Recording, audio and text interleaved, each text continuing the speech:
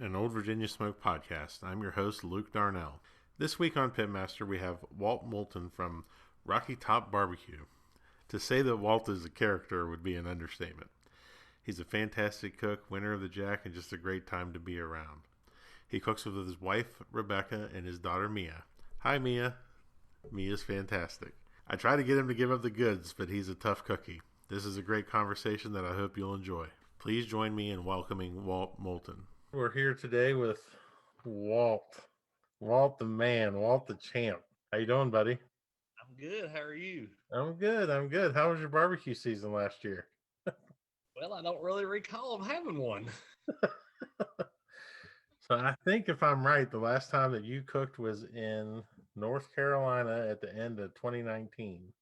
Yeah, in Lenore, and that's where we had two bets, and you still owe me. I love cooking against this man because it's just like taking candy from a baby. I figured we might make it 5 minutes in before he said something like that, but we did not. What do I owe you for exactly? Is that chicken? I don't know. We had two bets. I don't remember chicken and overall, I think. I think it's 2 bottles of bourbon, isn't it? Yeah, I remember.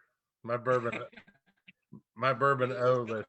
Feeling pretty good. You like, I believe I can take him. Well, sometimes you get taken, sometimes they take you. I know. Yeah, well, hopefully we'll get to cook this year together some. Well, I hope. I mean, I've got a few on the schedule, but not many. Maybe 5 or 6 at the most, really. Just depends on what happens. But you've never been one to cook like 25 to 30, have you? No, I ain't had the chance to. I'd like to, but as my wife just looks at me with a mean face right then. See, if it was up to my wife, we'd cook 45. She loves it. We have to trade for a year. No, because I'm like, we did 32 the one year, and that was about as much as I could handle. Yeah, that's. I mean, if you didn't have nothing else to do and you're retired and you could just go do whatever you want to, it would be okay. But it's pretty tough for the ordinary man to do it. Right. Well, what do you think is the key to being as successful as you've been and not cooking that many contests a year? Well, for one, as Rebecca looks at me, she's like me, so her. It's her. I mean, she helps me a lot, but two, it's just hitting all your marks and just you know what I'm saying. Cut out the BS and focus. Right. And that's, we've cooked beside each other a few times now, and we always have a good time. But one of the things that I'm always in awe of is your confidence and your just how sure you are of what you're doing. Where does that confidence come from? Well, I guess just I guess just years of. I mean, I played a lot of ball in my life, basketball, and we just if you go in thinking you're going to get beat, you're going to get beaten. I don't care who's out there. My object is to win. Mm-hmm. And you can't think negative. I mean, Yeah. if you don't go into it thinking that you're going to win and stuff, you ain't going to have a chance. You just got to have a lot of willpower and drive. You just got to go do it. Yeah. I tell that to people all the time. They're like, how do you think you're going to do this weekend? I'm going to win. Yeah, I know. I mean, I'll have people call me a day or two before the contest when we're going down the road. They're like, I don't even know where I'm going. So and so's here, this team's here. I'm like, it doesn't matter. I don't care who's there. I'm cooking against myself. It doesn't matter. Yep, I'd learned that lesson from Donnie, and ever since then, I used to stare at the sheet of who all was coming, and I know, and you know him as good as I do. Old Jackie Price, he'd call me every Thursday. Do you know who's going to be there? I said, I've never looked at a sheet. I don't care who's there. I've never looked at a team list when I go cook a contest. It's immaterial. yep, You're your own. You just got to go do your own thing. right. You're not going to win every contest, but you got to act like you are. I know. So we like to talk a lot about in barbecue, especially. We like to talk about our successes and all the great things that we've done. But one of the things that I like to talk about is our failures and how failures have helped all of us get better. Do you have a favorite failure of yours at a competition that really helped you out and pushed you forward? Probably one or two. I guess the first contest I ever cooked. I rolled in there like I was going to win the thing. Never cooked one, didn't know nothing about it. But I still had that attitude. I think we can do okay, and we got killed. And then later on that year, I go to Nashville, and we cooked down there and had a last place pork. I'm like, we failed. We failed the whole year. And then I guess the biggest failure is when we went to Jamestown and I had the contest won and I cooked the last place pork. So that right there, but it happens every day. Do you remember what happened with the pork that It specifically, or? was 6 people sitting at the table. It was a double. I turned the pork in. I finished dead last. The next day, I turned the same pork in, and I think I had a 176 in fourth place.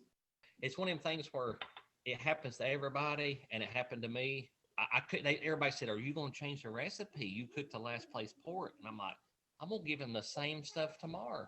And that's what we did. It's just you can't really dwell on the score sheet day in and day out. Yeah. If you turn in a good product and you get scored bad, it don't necessarily mean you're a bad cook. Right. Could just be that day, Yeah, and and I experienced it. I mean, I made it 8-9 years and never had that really happen to me until that time in Jamestown that it happened to me. I mean, I had the contest won 3 like top 5 calls, I think, and then I'm getting ready to think I'm going up there on stage and never got a pork call, and then I finished like 15th in a pack. Those are always fun, especially when you know it was good. I know. You've had a lot of success over your years of doing this. What was the biggest turning point in your life as a pitmaster? Well, man, I love hearing Rebecca laugh at these questions. Well, the biggest turning point. Well, one thing is we switched over to cooking on a Jambo, and I think that helped. And then we kind of really got focused, and Rebecca kind of got focused, and we just kind of started being serious. Yeah. The year or two before that, I done a lot of partying and drunk a lot, and when we cut all that out, we kind of got pretty serious after that. And you start getting a few calls and you start getting more confidence, and then it just carries over. Yeah, but you guys seem to have a nice balance between serious and having a good time now. Oh yeah, I mean, you learn that over the course of doing this, when you can really be serious and when you can have a good time. I mean, you gotta, like you say, you gotta have a good balance. You can't like go all in or all out. You gotta maintain. Yeah. Sometimes we do and sometimes we don't. But we got enough experience under our belt, we can still kind of pull it together. Depends on how much tequila's around. Yeah. So one of my favorite things about you, though, is your superstitions and your habits and your rituals. Talk a little bit about that. What are some of your superstitions that you have? I mean, I do. Well, I do everything. I mean, leading up to a contest, I do everything the same way every day. Like, I'm going to trim chicken on Wednesday. I'm going to go get my chicken on Monday.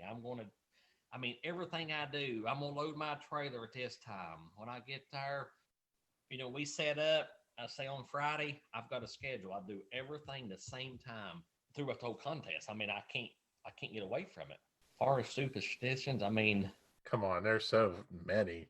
If you're around you for 5 minutes, there's so many superstitions. What kind of superstitions I got back? I don't really have a whole lot of superstitions. It's just that I just. You don't wear the same shirt? No, I'm not too bad on that, on the clothes and stuff. No. You don't run to the stage for awards? When I'm a whooping you, I do. Wow. Man. Fucking wise. That's awesome. Oh, that's been a fun contest to cook with you guys. I know. I love it. I hope we get to do it again this year. I hope so too. It's one we've never missed it. We probably never will, and I love RGC in there. It's fun, and it's always somebody from Tennessee or Kentucky. We have time, That's a great time. That's a great time. Do you listen to music when you cook? not really. I ain't got time for all that. All I got time for is to cook the meat right. I don't listen to a whole lot of music back here. I do my thing. Oh, I know. As you said before we got on, that you made the erroneous claim that I spend more time in your trailer than I do in mine. Well, the reason I say that goes back to Lenore. I wasn't there a lot. I was having a brisket issue, and I just wanted to see. I think day 2 you figured it out. I did. I did figure it out, and I still do that to this day. That's what I was telling Rebecca a minute ago. I was like, he comes over there on Friday and snooping around, and then he comes back on Saturday, and then he comes over there and says, "Look what I'm gonna do," and I'm like, I mean, I got to give you credit. If you're not trying, you're not trying. Oh man! So when you first started out, what were some of the most worthwhile investments that you made in the beginning when you started competing? 2 things: a woman and a pit. That will easily be the title of this podcast. Well, I'm just telling you, it's honest. I mean, listen, I traded off for a pit, and I got a Jambo, and I traded off, and I got me a good woman. And things started going uphill from there. In all facets. Oh man, that's a great answer. I can't have a follow-up to that one. That's the way it worked. Yeah. Yeah. Well, I mean, that answers that question. This next question involves a purchase of $100 or less, and that does not include a Jambo or a good woman. So what's a purchase of $100 or less that's really impacted your barbecue life, like a tool or something? And you can't say Thermapen because everybody says Thermapen. Well, there's some stuff I just can't tell you, but $100 or less. Yeah. That's a tough question. It's hard to buy anything under $100. What do you mean there's some things you can't tell me? Well, you just can't tell all your secrets. This is for the people. I went and bought a little thing for probably $3.99 that I use every day that I just can't. It's just the people want to have something they stumble up on all this stuff. Come on, give them something. Give people something.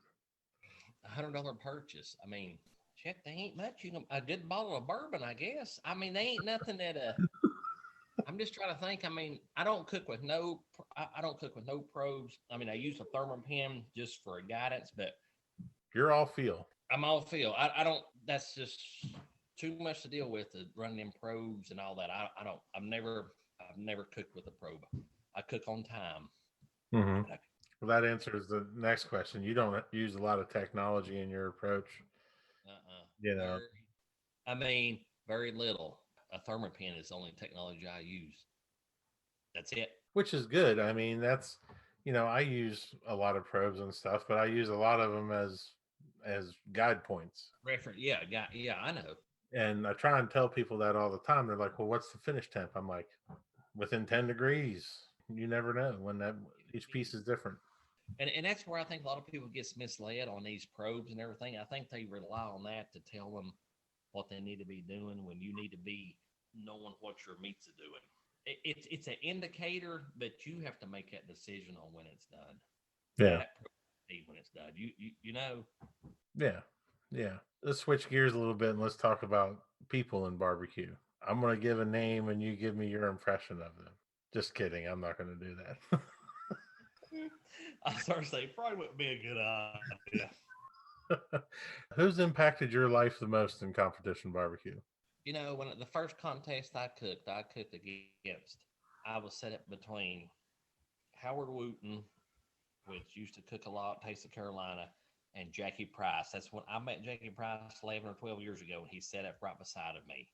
And, them two right there taught me a lot. And then Tommy Houston really kind of taught me quite a bit too. So I would say probably, Jackie Price and Tommy Houston probably has been Two great guys. They got a lot of, guy to me. yeah. They've both taught me a lot as well. I mean, and you just spend 5 minutes with them, just soak it in, Oh, I know. I mean, and I remember I think we was at Kings Mountain, and I cooked with Tom. I cooked beside of Tommy in Salisbury. First time I met him, didn't know him for nothing, and he kind of took me under his wing, and I think we went to Kings Mountain the next year, and I didn't really know what I was doing. And he's like, "Do you have any smoking guns? And do you have any Cimarron docks?" I'm like, "Well, I don't know," but he said, "Well, you need to start using it." So, you know what I'm saying? He just kind of guided me the steps, you know. Yeah.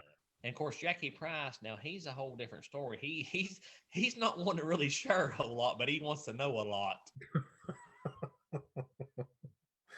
Oh, I've had some great talks with that man. He's going to be a future guest on this podcast just because I think he would be a lot of fun to have on here. Yes. Matter of fact, I talked to him today there a little bit, and I have to call him back today sometime, but I haven't got to it yet. Oh man, tell him I said hello when you do. But so when you hear the word successful in terms of barbecue, who do you think of in terms of competition barbecue? Well, you think about Donnie Bray, Yeah. about Travis Clark, you talk about Darren Ward, Mm-hmm. Tuffy Stone, Myron Mig. You think about all the people that you hear about. Yeah. That's been very successful. And then there's plenty of people around us that's been very successful. Alan Clee. I mean, you can just, if you just start thinking about all the people, I mean, everybody, there's a lot of us that's been very successful. All those names, they've all brought something big to the table, in terms of competition barbecue. And Donnie, for me, is one that I like. I bring up a lot because he was so influential in me cooking. Because I didn't know how serious people could take this when I took his class. You know what I mean? Like, Right. I know. and he opened my eyes to a lot of things. I mean, you have to take it serious, really. I mean, you don't have to, but if you want to do good, I You think do well. you have to take it somewhat serious. Absolutely. Absolutely. In terms of things that have happened for you that have come out of, what's the most surprising thing to come out of competition barbecue for you? Probably winning Tron. What, in 2013? I think it's 98 teams there. Mm-hmm. We've had just a little bit of success and really went in there and just, I think we had 2 180s that go around and we won it. And that's part of the biggest, at the time, that was a pretty big contest to win Tron. I mean, everybody talks about Tron, and we've been fortunate enough to, I think we won it twice. And but that was probably the first big win that I really had. It was just really propelled us. Mm-hmm. What has this participating in barbecue done for you that you didn't first expect when you started doing it? Like an unintended gift or something, something that it gave you that you didn't expect. Rebecca said the friendships. Right. I mean, I don't know. I never intended it to turn into this.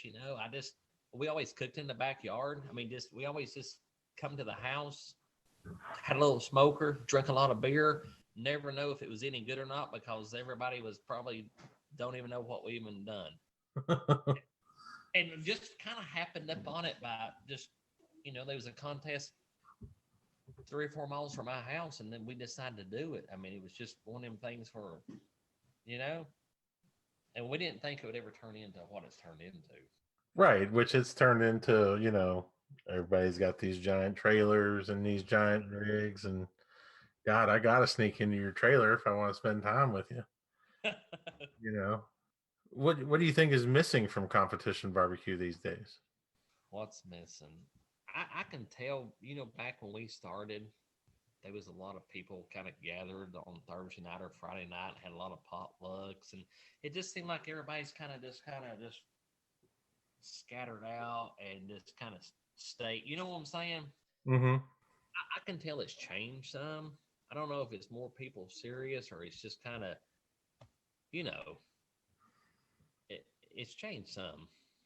No, I think it's changed a lot, especially, I mean, I started in 2012, 2013, and, we made it a point to get there on Thursday and not leave till Sunday. And, there was a whole group of people that would do that. Now it just seems like everybody's running out. Get in there or get out, and that's it. I mean, Yeah. I think a lot of people's got a lot of busy lives, and it's just, I don't know. And then you talk to people that cooked even before we did, and they talk about how it used to be even more socialized Right. together. All pop ups, no trailers. Yeah, everybody was just there. That was one of the cool things about cooking the King of the Smoker. And everybody out there in the pop up, and nobody could hide. And Oh, I know. You're right there next to each other, and you're just exposed. I remember I was in there. That was the first time I ever met Lucky. And I'm sitting there, and Kim's like, "Are you going to do that thing to the brisket?" And I said, "Yeah, I think, but I kind of don't want. I kind of don't want anybody to see me do it." Pray over it.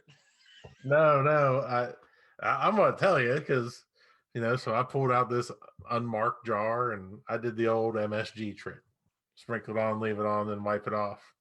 And I'm sprinkling it on, and I'm hiding so Lucky can't see me. And he doesn't even look up from his table. He going, "People still do that MSG trick shit, man. Come on." I mean, he didn't even look up, and he was like, and I was like, "Oh man." Like, well, no more hiding. Just get it on out. Hey, when it comes down to there's really not a whole lot of secrets left, really. I mean, it's Well, classes have changed that a lot. oh yeah, there's more people that's educated, and the learning curves are shortened.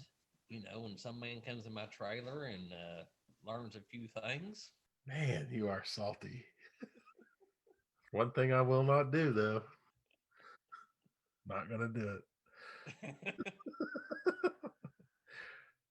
So if you had to give advice to somebody that's a smart young cook, they're getting ready to start doing competition barbecue, what advice would you give them? Probably tell them, you know, get you some good meat, and maybe take a. I mean, if they've never had a class, go take a class. You know, don't expect success overnight. I mean, everybody thinks that you know this thing just comes overnight. Well, it don't. You have to work at it. I mean, you can go cook and that's fine, but if you want to be successful, you've got to work at it. Right. A lot of practice. A lot of people think you just throw your stuff in there and you go to the contest and you have a big time and you cook and you're supposed to do good. Well, it's more than that. Mm-hmm. I mean, you have to be pretty focused and you have to start out with some good meat. You can't. I think more and more it's more critical these days than it used to be. I used to cook like prime briskets and could get by with it. Now I don't. I haven't tried it in a long time and don't really want to because you have to. I mean, you got to give yourself a chance before you start. Right. You can't show up to knife fight with a toothpick. Yes. I mean, you know, and that's one thing that you got to do. And I mean, and I would strongly suggest taking a class. I mean, I think that's if you're really serious about it. If you can find somebody to go take a class and learn a few things, some people get it, some people don't. That's one thing about classes. I think you got 50 people in there. There's going to be 5 people take 7 away and can make it work, and the rest of them are just they're lost. Right. Right. You ever taught a class? Never have. Going to? I thought about it. He's a stone wall, folks. He's a stone wall. He will not. Hey, if I taught a class, people would kind of like, man, you ain't no way that's what you do. I mean, it's so simple. I mean, There ain't no way you turn your chicken over in that butter. It ain't happening. hey, if I ever give a class, you'll see one thing. That chicken will be flipped upside down. I just hate that I lose to it every time. It doesn't make any sense. Trying to get you on my side. I mean, you can come and join us. Nope. Flipping club. We'll get you a shirt that says chicken flip. What I tell you, why as I walk by you, flip that chicken. Yes, you did. And then I went and got a unicorn painted on my face. Yeah, if you've ever seen a picture of that, it doesn't look like a unicorn horn. It's hilarious. I'm telling you, that's funny. That was such a fun time. I tell that story all the time, walking by those cops going, "Hey guys." They just looked at me like, "What in the hell did you do?" So, That's pretty funny. But I mean, that's what we're supposed to have fun. You know what? absolutely. That's the whole Darren says it all the time. He goes, "When this stops being fun, that's when I stop doing it." Yeah, yeah. He's 100% right. We got super serious there for a long time, and to the point where I was starting to not have fun, and I had to sit down with Kim and be like, "Look, we got to change some stuff here because I'm miserable when I come out here." Right. I know. You gotta like you say, you gotta have a balance. Yep. Balance is the key. Yeah. So you're a big gut feeling cooker. You're not a technology guy. When your gut tells you something to do something that doesn't fit with your timeline, how do you react to that? Well, first of all, I look at Rebecca, and she she gives me that. She's usually the final say so. I'm like, I think it needs to go longer. She's like, pull it. You're she's the one that, and most of the time when my gut's a feeling it, I usually do it. But she has kind of overruled me quite a bit during, she says she can read what I'm thinking. So sometimes you just got to go with, your first instincts. You know what? It just occurred to me. So we're going to do a part of this podcast is going to be a series where Kim interviews teammates, and the teammates get to dish about their pit masters and talk about some of their craziness. So I think Rebecca would be a really good one to have on. Oh, it would be hilarious. It would be good. So one of your deals though that you really enjoy at barbecue contests, and I've seen you do it with more people than just me, is psychological warfare. How important is that to you at a contest, messing with people? Well, I really don't intend on doing it. But when you got people like you and Jackie Price and Radar and a lot of people that you can just really mess with, it makes it even funner. Uh, I mean, listen, I'm just a big jokester. I mean, I like to just aggravate people. So, it's fun. I enjoy it especially when that whole group is together and it's just nonstop at each other. I love it. I know, and that's the fun of it. I mean, we all pick at each other, but I'm not going there trying to just mess with people's head just to think I can beat them. But it's just the way I am. I just like aggravating people. I just like having a good time. Some people get bent out of shape over it. Sometimes you know what I'm saying? Yeah. It's all in fun. I love telling Radar his shoes untied. Drives him nuts. Well, man, I thank you for being on here. I want to get into these rapid fire questions because I think they're a lot of fun. These are the ones that I texted to you, and you were like, well, "WTF?" And I'm like, "These are the fun ones. This is the good time." Listen, I've got responses. You got what? I've got some responses there on them questions. That's good. That's good. So, what do you see about barbecue on social media that upsets or bothers you? I don't know. A lot of negativity about. I mean, just people's always complaining about the judge and the judge, and I've been there. If you don't like it, don't cook. When you go to a contest, you have to figure that in the equation. Yep. There's a chance that them 6 judges is not going to like what you cook. So when you go cook, you need to know that up front that what could happen. Yep. And there is a judging issue. Sometimes they're not, but day in and day out, you have to figure that in the equation. And either suck it up or quit. Right. It's not about what you like. That's the one thing I try to tell people all the time. If you don't like it, don't cook. I mean, that's how you solve it. I mean, yep. We all grumble about it, but in the end, we know what we're getting into. So, what is one of your favorite pre, during, or post competition meals? Well, I don't eat a lot. I get nervous when I'm cooking against people. I know you don't. I've never seen you like it's disconcerting. You don't have a like a on the way home meal or anything like that? No, we're usually just driving wide open to get home, and I don't really have no meal. We just, we take some shots between turn-ins.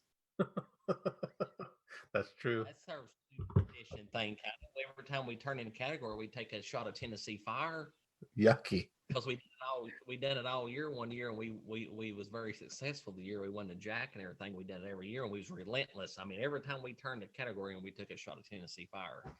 Then the next year, we kind of got whooped up on, and we didn't think it was. That's when the superstition got away. It ain't got nothing to do with it. Do you have a favorite present that you like to give to people? Favorite present? Well, two things: a hard time. I like giving people a hard time. I like giving people barbecue, and maybe if I like them enough, I might give them some good bourbon. That's mighty sweet of you. What do you think are the biggest misconceptions about you? As Rebecca puts it, a likable asshole. What I am. People think. I mean, I can see people probably come. Well, I don't know. The biggest misconceptions. I don't know. That you have hair on under that hat? It's about all gone. I remember when I got your Facebook request, I was like, "Who is this? No hat on? I don't know who this is. This is some old man holding some young girl. This is I know. creepy." All right, this is my favorite question. Well, one of my favorite questions. If you could have a gigantic billboard anywhere with anything on it, getting a message out to a bunch of people, what would it say? Effing legend. Would it have your picture on it or something? Right. It may even have that picture of when I had that tuxedo about half off my chest out saying effing legend. That's a great picture. All right. So I'm sorry, I'm laughing so hard because that picture is the best. What is so? Everyone knows that my unusual thing is buying underwear for people. So, do you have an unusual habit or an absurd thing that you love? I'm not. I've been out on the underwear like you are, where you got to have unicorns that's showing all the time. I don't wear those anymore. They're bad luck. Oh, are they? I've cut unicorns out of my life entirely.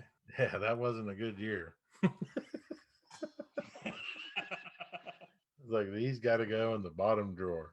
Oh, Well, Walt, I want to thank you for being on here with us. And is there any sponsors or you want to let people know where they can find you online or anything like that you want to hit on the way out? creepy old man on Facebook. Listen, you know me. I don't have no sponsors, so ain't nobody gonna sponsor me. I just roll my own. I just do my own thing. And there's something to be said for that. Listen, I have never took. Listen, this is honest truth. I've cooked for 12 years, and I've never took nothing. I've never had a sponsor or nothing. Is that just because you want to? Because I get this question a lot, and we have a lot of people we work with, but I tell people all the time, if you're not committed to that product, or you're going to use it, or if you stop using it, what are you going to do? You have to be prepared to move on. And have you just wanted to stay that way, just stay your own entity for?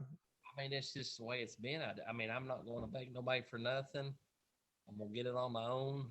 Just like I had a conversation with Jackie Price the other day, he's talking about the Roy Oak contest in Georgia. He said, "Man, I hope they have it." I said, "Well, I will never get to go because I'm not sponsored by Royal Oak because I don't burn charcoal. I'm not going to go get a sponsorship with Royal Oak when I don't burn charcoal. I burn wood. Charcoal is useless to me." Right. So, I mean, there's no need to say, "Oh, Roy Oak and blah, blah, blah," when you don't use it. No, that's a good point. I mean, I think there's a lot of people, a lot of people were like, "Oh, I need a rub sponsor." I'm like, "Why?" Like, Yeah. You better love that rub.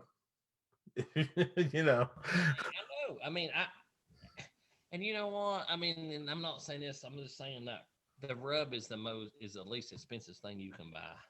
But I think it's one of the least important ingredients having a winning cook. I agree with you because I don't know how much that rub really impacts the flavor when you get done. Right. Right. I mean, especially when you're putting it on your chicken and washing it off in the butter. I'm not washing it off. There's a trick, and if you ever, you may get to learn it one day. But right now, we're going to keep it a secret. Man, I thought I did a good job of leading you in there, and I thought I'd get it, but nope.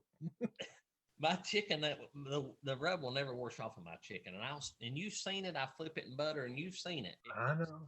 It cooks skin side down in butter, when you take it back up, it looks just like you seasoned it. Ponder on that tonight. Well, I want to thank you for being on here, and I hope to see you down the road here this year. That'd be great. We're looking forward to it. All right, my friend, take it easy. All right, thanks. See ya. Thank you for listening to Pitmaster, an Old Virginia Smoke podcast. Be sure to subscribe and like the podcast, rate the podcast, and to share it out with your friends. Also, be sure to check out the Old Virginia Smoke YouTube channel as well.